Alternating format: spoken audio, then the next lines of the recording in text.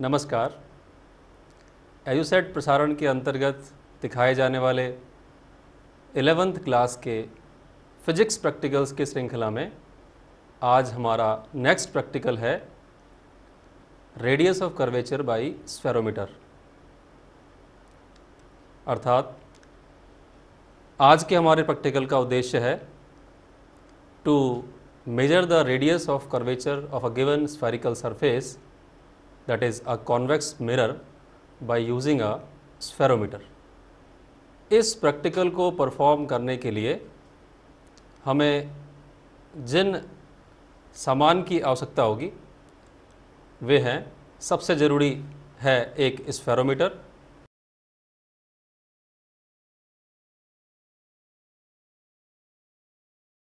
एक plane glass plate, ये एक ऑर्डिनरी ग्लास स्लैब है जिसको हम फ्लैट सरफेस की तरह यहाँ यूज़ करेंगे, और एक कॉन्वेक्स मिरर। इसी कॉन्वेक्स मिरर की रेडियस ऑफ कर्वेचर यहाँ स्फेरोमीटर के हेल्प से कैलकुलेट की जाएगी। आइए हम इस स्फेरोमीटर के मुख्य भागों के बारे में जानें। सबसे पहले ध्यान से देखें, यह है एक सर्कुलर स्केल। इस सर्कुलर स्केल पर 100 या 50 डिवीज़न बने हो सकते हैं। हमारे इस सर्कुलर स्केल पे टोटल 100 डिवीजन्स बने हुए हैं। इस सर्कुलर स्केल के नीचे ये एक फ्रेम, ये फ्रेम सर्कुलर या ट्रायंगुलर शेप में हो सकता है। इस फ्रेम से 3 यूनिफॉर्म लेंथ की, कांस्टेंट लेंथ की 3 लेग्स फिक्स्ड होती हैं। This circular frame is supported by 3 legs of equal lengths, and also the tips of these 3 legs, जरा ध्यान से देखें, इनकी तीनों लेग्स की टिप्स शार्प है। तो the tips of these 3 legs form an equilateral triangle.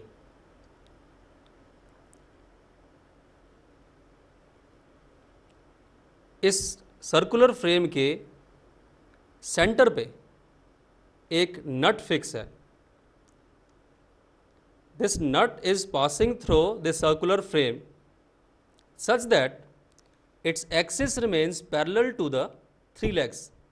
जो 3 legs इस सर्कुलर फ्रेम पे फिक्स्ड हैं, उनकी एक्सिस और ये नट लेग्स और ये स्क्रू, ये चारों आपस में पैरेलल है। स्क्रू भी लेग्स की तरह लोअर पॉइंट इसका पॉइंटेड है, और इसका अपर पॉइंट ये नॉब, जिसे हम डायग्राम में अपने कैपिटल N से शो कर रहे हैं। In addition to this circular scale, इस इंस्ट्रूमेंट में एक वर्टिकल स्केल भी है, इसे हमने कैपिटल V से डिनोट किया है। इस स्केल को वर्नियर स्केल कहते हैं, और इस वर्टिकल स्केल की एक्सिस भी स्क्रू के साथ पैरेलल है। इस स्केल के ऊपर जो डिविजन्स बने हुए हैं वो मिलीमीटर में हैं, और जैसा आप देख रहे हैं 0 से 10 मिलीमीटर ऊपर और 10 मिलीमीटर नीचे, यानी टोटल स्केल 20 डिविजन्स में डिवाइड किया गया है, और एक डिवीज़न इसका 1 मिलीमीटर का है। Now will start the working of this instrument, that is how this spherometer is used for the calculation of radius of curvature of a spherical surface. Dear students, हमने इस वर्किंग को कुछ steps में divide किया हुआ है। सबसे पहला स्टेप वर्किंग का है calculation of pitch and least count of the instrument. सबसे पहले हम इस इंस्ट्रूमेंट की पिच कैलकुलेट करते हैं। Pitch is the linear distance moved by the screw head when the circular head is given 1 complete rotation. यानी जब भी हम एक कंप्लीट रोटेशन इस सर्कुलर स्केल को देते हैं, इस नॉब को यूज़ करते हुए, उस समय ये इस वर्टिकल स्केल पर जितनी लीनियर डिस्टेंस कवर करता है, हमें इन दोनों इन्फॉर्मेशन की ज़रूरत पड़ेगी पिच को कैलकुलेट करने में। अपनी स्क्रीन पर पिच के फॉर्मूले को देखें। Pitch is equal to the distance moved by plane of the disc along vertical scale divided by number of full rotations given to the circular scale. यानी जब भी हम इस सर्कुलर स्केल को रोटेट कराते हैं तो जितनी डिस्टेंस ये वर्टिकल स्केल पर कवर करता है, उस डिस्टेंस को अगर हम नंबर ऑफ रोटेशन से डिवाइड करें तो ये पिच की वैल्यू होगी। फॉर एग्जांपल, अगर हमें इसे 4 या 6 कंप्लीट रोटेशंस देने में distance covered along vertical scale जो है वो 4 या 6 मिलीमीटर आती है, तो distance covered divided by number of full rotation, यानी 4 मिलीमीटर डिवाइडेड बाई 4 रोटेशन, ये पिच की वैल्यू होगी। The next is least count. Least count of this instrument is equal to pitch divided by total number of divisions on circular scale. जो pitch हमने इससे पहले वाले step में calculate की है उसे हम स्मॉल p से यहाँ डिनोट करेंगे। अपनी ऑब्जर्वेशन टेबल में भी हमारी ये नोटेशन स्मॉल p रहेगा। Pitch divided by total number of division on circular scale. जैसा कि मैंने पहले बताया कि इस सर्कुलर स्केल के ऊपर टोटल 100 डिवीजन्स हैं, तो जो भी पिच हम इस इंस्ट्रूमेंट के लिए कैलकुलेट करते हैं उस पिच को 100 से डिवाइड करने के बाद इस इंस्ट्रूमेंट की लीस्ट काउंट हमें मिल जाएगी, 0 एरर।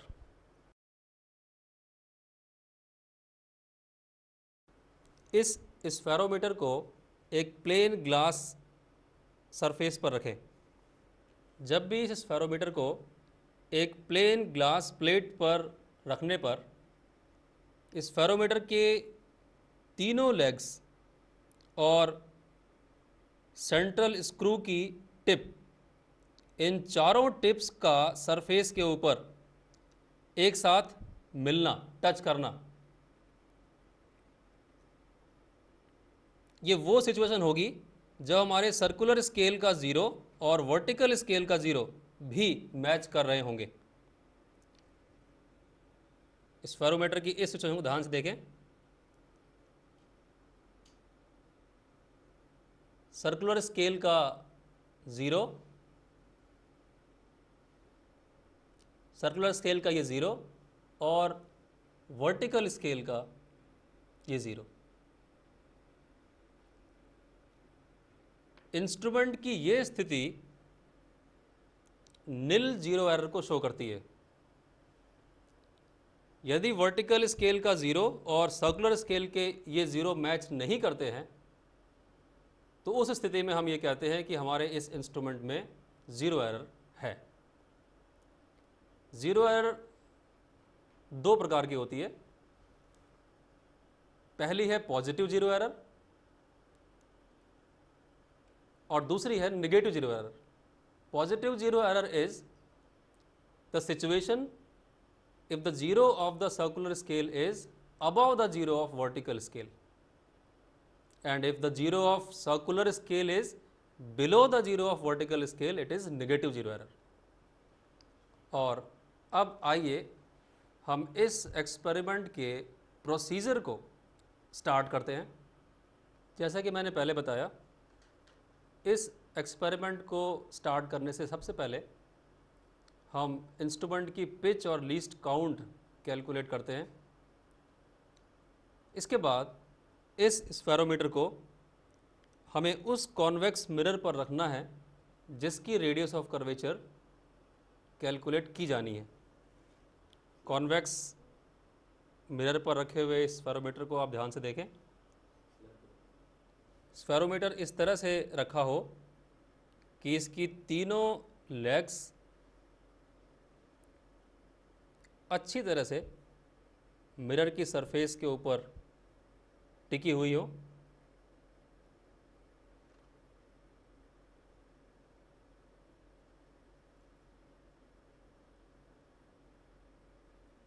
अब इस नॉब को धीरे धीरे घुमाते हुए सेंट्रल स्क्रू की टिप के ऊपर ध्यान दें,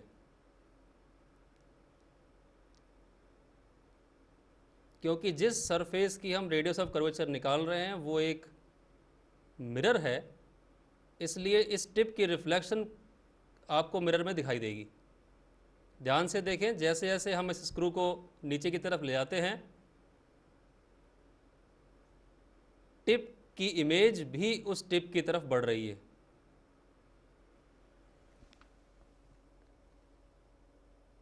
एक स्थिति ऐसी आएगी जब ये टिप और इस टिप की इमेज एक दूसरे को टच कर रही हो।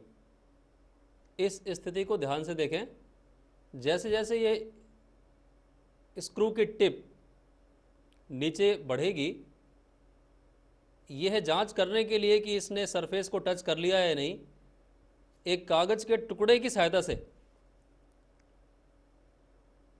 ये देख लें कि अगर ये पेपर, इसमें इन दोनों के बीच में कोई गैप नहीं बचा हुआ है, अर्थात इस टिप ने इस सरफेस को टच कर लिया। अब इस फेरोमीटर को कॉन्वेक्स मिरर से हटाकर प्लेन ग्लास की सरफेस पर रखें।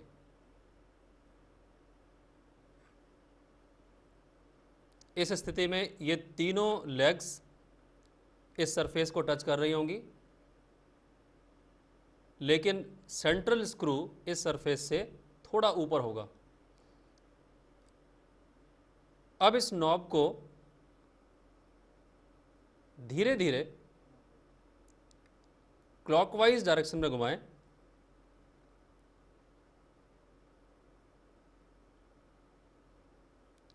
और सेंट्रल स्क्रू की टिप को ध्यान से देखें।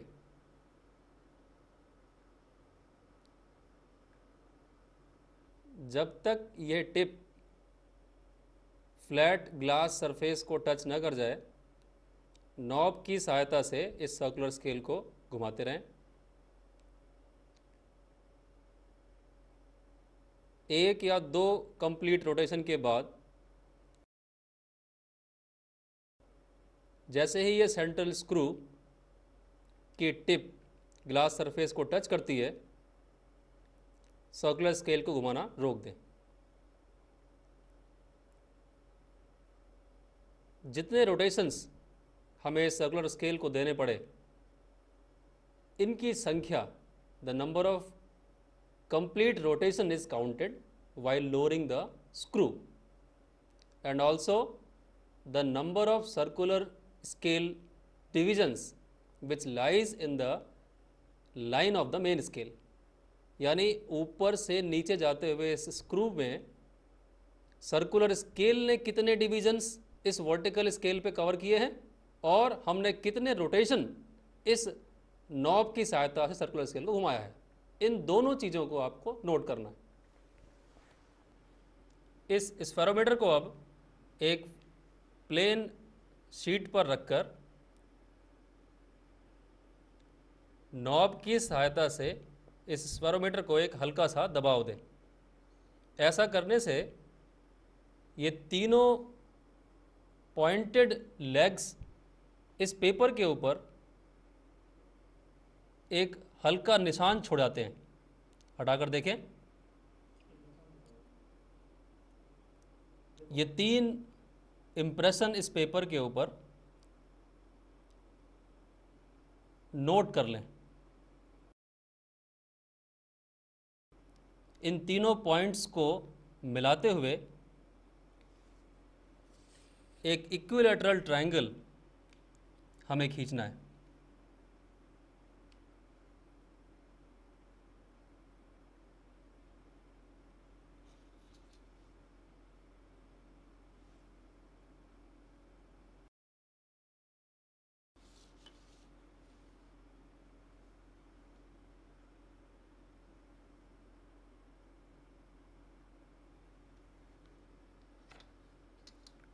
इस इक्विलैटरल ट्रायंगल की एक साइड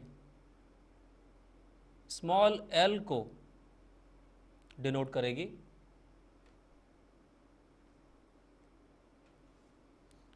और सेंट्रल स्क्रू की जो इम्प्रेशन है ये पॉइंट इस इक्विलैटरल ट्रायंगल का सेंटर है।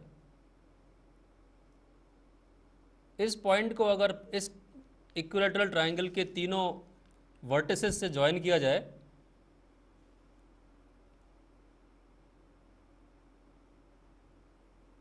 तो ये डिस्टेंस हम स्मॉल r से डिनोट करेंगे।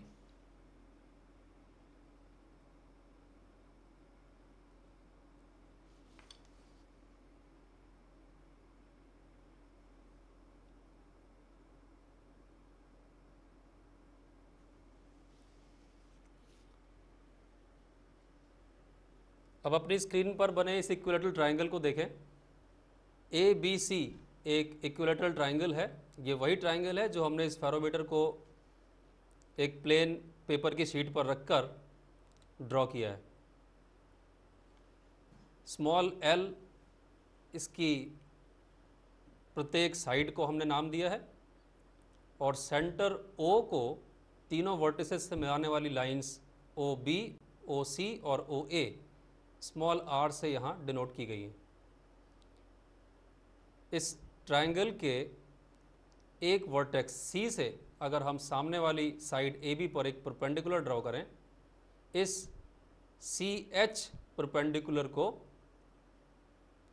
ओ से गुजरता हुआ आप इस डायग्राम में देखें। अपने स्क्रीन पर बने हुए इस चित्र को ध्यान से देखें। एक स्फेरिकल बॉडी पर एक स्फेरोमीटर को रखा हुआ दिखाया गया है।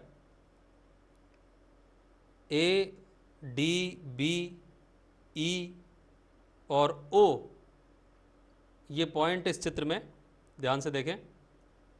डी ओ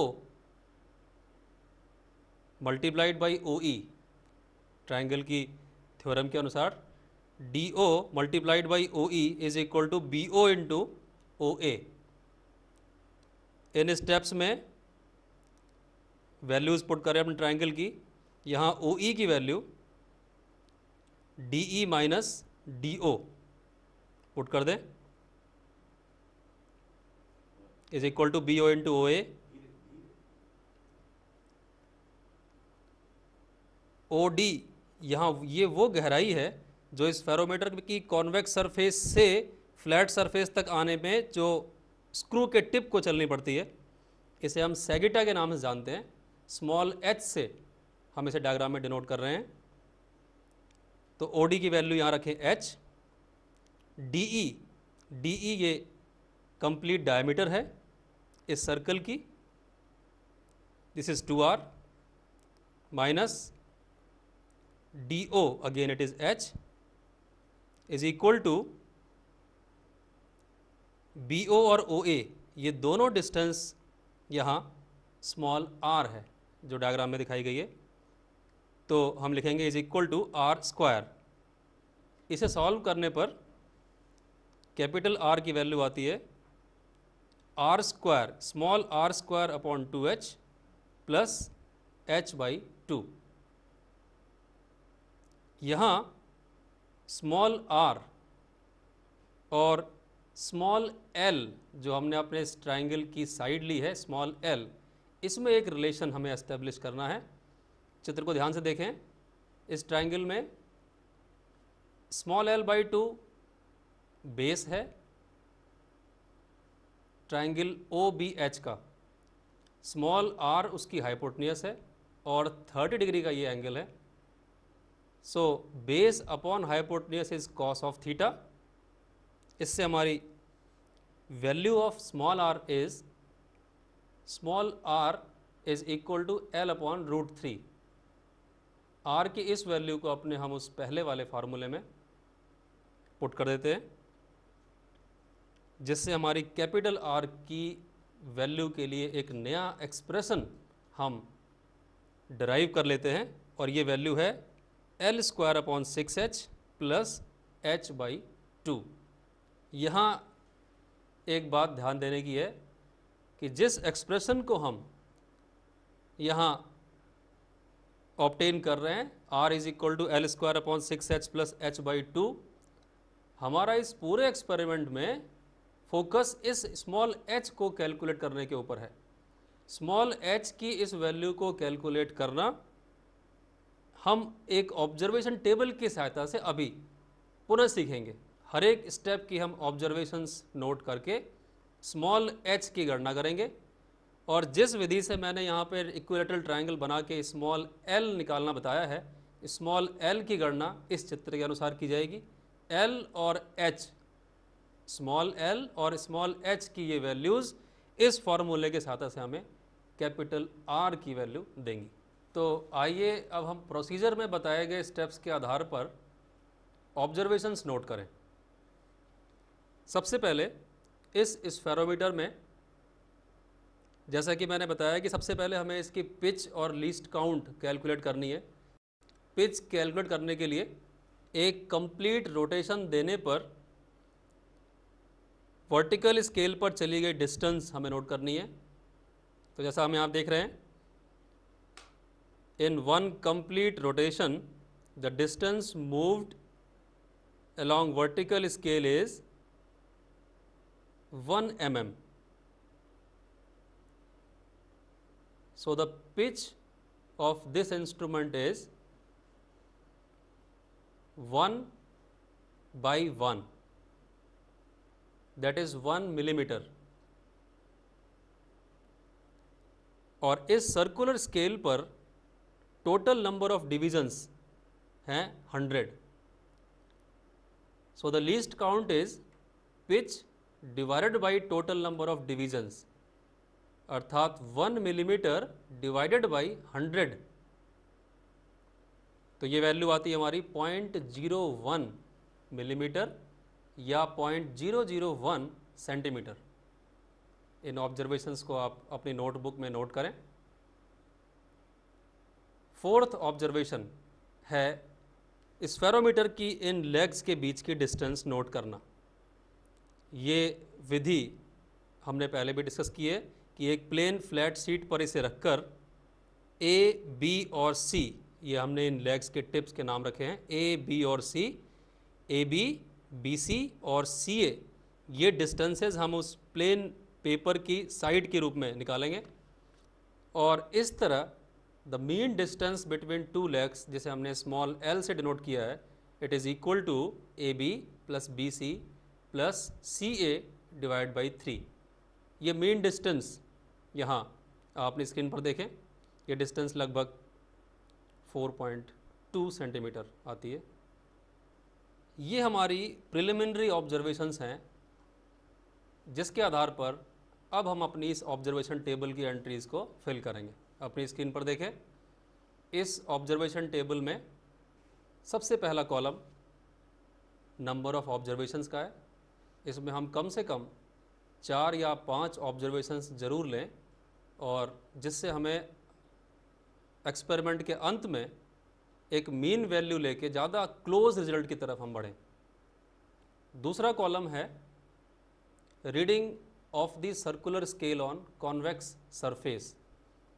जैसा कि मैंने पहले बताया, सबसे पहले जब हम इस स्फेरोमीटर को कॉन्वेक्स मिरर के ऊपर रखते हैं, तो सेंट्रल स्क्रू के इस कॉन्वेक्स मिरर को टच करने की पोजीशन में हमें सर्कुलर स्केल के डिवीज़न नोट करने। सर्कुलर स्केल के ये डिवीज़न हमें इस फर्स्ट कॉलम की पहली एंट्री के रूप में दिखाना है। इस पहली एंट्री को अपने टेबल में नोट करें। स्फेरोमीटर को कॉन्वेक्स सरफेस पर रखने के बाद नॉब की सहायता से सेंट्रल स्क्रू को धीरे धीरे सरफेस की तरफ ले जाएं। ऐसा करते समय ये ध्यान रखें कि जैसे ही ये सरफेस को टच करता है, उस स्थिति में इसे घुमाना रोक दें। सर्कुलर स्केल की इस ऑब्जर्वेशन को ध्यान से देखें। वर्टिकल स्केल के 0 के सामने सर्कुलर का 47th डिवीज़न आता है। 47 हमारे फर्स्ट कॉलम की पहली एंट्री होगी। अब इस स्फेरोमीटर को कॉन्वेक्स सरफेस से हटाकर एक प्लेन ग्लास की प्लेट या प्लेन ग्लास की स्लैब पर रखें और नॉब की सहायता से सेंट्रल स्क्रू को तब तक नीचे की तरफ लाएं जब तक ये टिप इस ग्लास प्लेट को टच ना कर जाए। ऐसा करने में हमें जितने कंप्लीट रोटेशन देने होते हैं उन रोटेशंस की संख्या और साथ साथ सर्कुलर स्केल की रीडिंग, ध्यान रहे हमें ये दोनों चीज़ें नोट करनी है। ये स्थिति, इस स्थिति तक आने में एक कंप्लीट रोटेशन के अतिरिक्त सर्कुलर स्केल के ऊपर 76 डिविजन्स वर्टिकल के जीरो की सीध में। इसलिए आपकी ऑब्जर्वेशन टेबल की सेकंड कॉलम की एंट्री होगी जिसमें नंबर ऑफ कंप्लीट रोटेशंस हैं 1 और सर्कुलर स्केल की रीडिंग होगी 76। ऑब्जर्वेशन टेबल की नेक्स्ट एंट्री को देखें। इस कॉलम में फ्रैक्शनल रोटेशन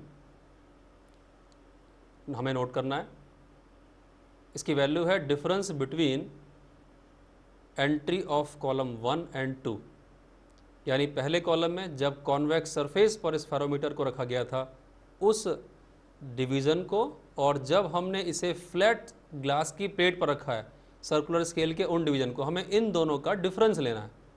इस डिफरेंस को हमने यहाँ पे स्मॉल n से डिनोट किया है, तो यहाँ इस डिफरेंस को नोट करें 76 माइनस 47, स्मॉल n की हमारी वैल्यू हमें मिलती है 29। और इस टेबल का आखिरी कॉलम यही है वो स्मॉल h जिसकी हमें गणना करनी थी। Small h is equal to m multiplied by p plus n multiplied by least count. यहाँ स्मॉल m वो कंप्लीट रोटेशंस हैं जो हमें सर्कुलर स्केल को देने पड़े कॉन्वेक्स सरफेस से फ्लैट सरफेस तक आने में, जो हमने यहाँ नोट किए थे 1। इसे हम मल्टीप्लाई करेंगे पिच से जिसकी वैल्यू है 0.1 प्लस नंबर स्मॉल n जिसकी वैल्यू हमने यहाँ निकाली थी 29। इसे हम मल्टीप्लाई करेंगे लीस्ट काउंट से। लीस्ट काउंट हमारी 0.001 सेंटीमीटर या 0.01 millimetre. So the value of h is 1 multiplied by pitch that is 0.1 plus difference of number of division 29 multiplied by least count 0.001. So the value of h is 0.1 plus 0.029. So it is 0.129 centimetre. ये h की हमारी पहली value है। h की इस value और small l यानी equilateral triangle की एक साइड जो हमने मेज़र की थी, इन दोनों को अपने उस फॉर्मूले l² by 6h plus h by 2 में रखकर रेडियस ऑफ कर्वेचर r की पहली वैल्यू हमें मिलती है। इसी प्रोसीजर को हमें कम से कम 4 या 5 बार रिपीट करना है और h की इन पांचों वैल्यूज़ का एक मीन टेबल के नीचे देखें, the mean value of h, इन पांचों वैल्यू की मीन वैल्यू हमें प्राप्त होगी। इस h को रेडियस ऑफ कर्वेचर के फॉर्मूले में l के साथ प्रयोग करके we can compute the value of radius of curvature of the given convex mirror. So the result of today's experiment is the radius of curvature of the given spherical surface, that is the given convex mirror is। अब इस experiment को perform करने के दौरान और उससे पहले हमें जिन सावधानियों का ध्यान रखना है, आइए हम उन सावधानियों के बारे में जानें। So these are the precautions we must take during and before the experiment. The first is ensure that the legs of the spherometer are not shaky and the screw turns smoothly.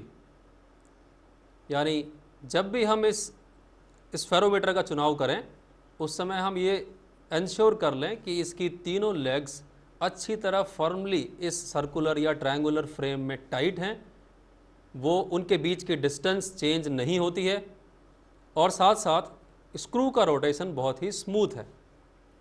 The second precaution is the size of the spherical surface should be large enough so that all the three legs of the instrument can rest on it simultaneously.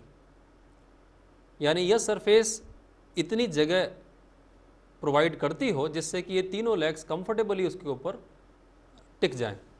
Third precaution is to avoid backlash error the screw should be turned only in one direction. यहाँ ये बात ध्यान देने की है कि हमने पहले इस स्फेरोमीटर को एक कॉन्वेक्स सरफेस पर यूज़ किया और उसके बाद नॉब को क्लॉकवाइज घुमा के मूवमेंट ऑफ द स्क्रू को हमने एक ही डायरेक्शन में रखा है। तो पहले कॉन्वेक्स सरफेस पे और उसके बाद फ्लैट ग्लास की प्लेट पर रखते समय स्क्रू का रोटेशन एक ही तरफ रखा है। हमें स्क्रू को बार बार आगे और पीछे नहीं करना चाहिए, ये बैकलेस एरर क्रिएट करता है। The next precaution is measurement of small l should be taken precisely because it appears as square in the formula. जैसा कि आपने देखा है कि रेडियस ऑफ कर्वेचर के फॉर्मूले में स्मॉल एल स्क्वायर के रूप में आया है। सो स्मॉल एल की जो कैलकुलेशन है, जो हमने तीनों लेग्स के इम्प्रेशन लेके एक इक्विलेटरल ट्रायंगल ड्रॉ किया और स्मॉल एल निकाली वैल्यू, इस वैल्यू के मेजरमेंट में सावधानी रखनी है क्योंकि इसका स्क्वायर इस एरर को ज़्यादा बढ़ा देगा। So this is the experiment to calculate the convex. So this was the experiment to calculate the radius of curvature of a spherical convex surface using spherometer.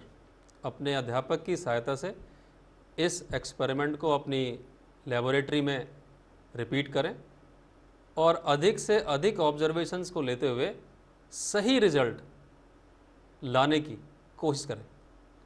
धन्यवाद।